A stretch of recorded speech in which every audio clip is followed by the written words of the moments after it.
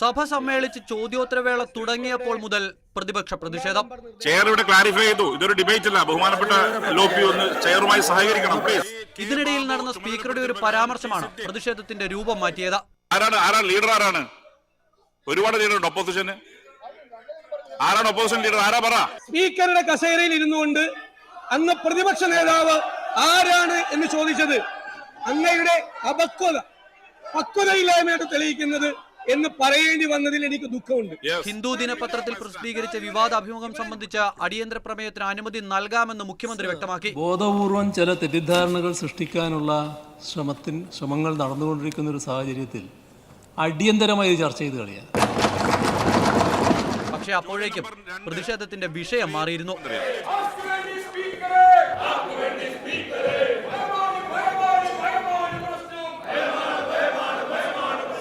സ്പീക്കറുടെ മുഖം മറച്ച ബാനറും പ്ലക്കാർഡുകളുമായി പ്രതിപക്ഷാംഗങ്ങൾ നടുത്തളത്തിൽ.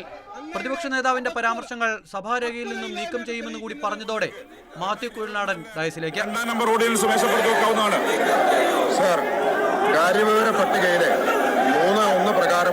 പിന്നാലെ അൻവർ സാദത്തും ഐ സി ബാലകൃഷ്ണനും ടി സിദ്ദിഖും ഡയസിൽ കയറി. റിപ്പോർട്ട് സമർപ്പണം ബഹുമാനപ്പെട്ട മുഖ്യമന്ത്രിക്ക്. കയ്യാങ്കളി. 14ാമത് റിപ്പോർട്ട് മേശപ്പുറത്ത് വെക്കാവുന്നതാണ്. നടുത്തളത്തിലേക്ക് നീങ്ങിയ വി ശിവൻകുട്ടിയെ മുഖ്യമന്ത്രി തടഞ്ഞു. മുഖ്യമന്ത്രിക്ക് പിന്നിൽ ഭരണപക്ഷാംഗങ്ങൾ അണിനിരുന്നു. എന്നോട്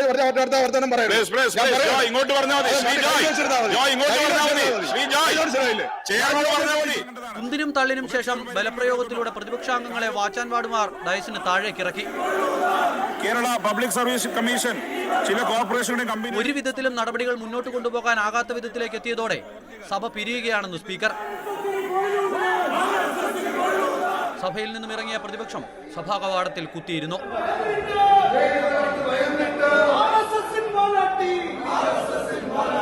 പോലീസിനെ അയച്ച് സഭ നടത്തിക്കളയാം എന്ന് വിചാരിച്ചത് സ്പീക്കറാണ് വാച്ചാൻ വാർഡിൻ്റെ സഹായം തേടിയത്. സ്പീക്കറാണ് പോലീസിനെ ഡയസിലേക്ക് കൊണ്ടുവന്നത്. പോലീസുകാരാണ് ഡയസിലുണ്ടായിരുന്നത്. ഞങ്ങൾ പ്രതിഷേധിച്ചു എന്ന് ശരിയാണ്, അത് ഞാൻ നിഷേധിക്കുന്നില്ല. നടപടി പ്രതീക്ഷിക്കുന്നുണ്ടോ? അതൊന്നും ഞങ്ങളെ ബാധിക്കുന്ന വിഷയമല്ല. We are ready to face anything. Mathew Kuzhalnadan പ്രതിപക്ഷ നേതാവിനേക്കാൾ വലിയ നേതാവായിട്ട് അഭിനയിക്കുമ്പോൾ ഒരുപക്ഷെ പ്രതിപക്ഷ നേതാവിന് അങ്ങനെ പറയാൻ പറ്റില്ല, നീയല്ല നേതാവ് ഞാനാണ് എന്ന് പറയാൻ അദ്ദേഹത്തിന് പറ്റുമായിരിക്കില്ല. പക്ഷേ സ്പീക്കർ ചോദിച്ചത് പ്രതിപക്ഷ നേതാവിനെ സഹായിക്കാനല്ലേ. അടിയന്തര പ്രമേയമായി വിവാദ അഭിമുഖം സംബന്ധിച്ച വിഷയം നാളെയും അവതരിപ്പിക്കാനാണ് പ്രതിപക്ഷ തീരുമാനം. ഡയസിൽ കയറി പ്രതിഷേധിച്ച പ്രതിപക്ഷാംഗങ്ങൾക്കെതിരെ നടപടി ഉണ്ടാകുമോ എന്നാണ് ഇനി അറിയേണ്ടത്. അങ്ങനെ വന്നാൽ പ്രതിഷേധം ഇനിയും കടുക്കും.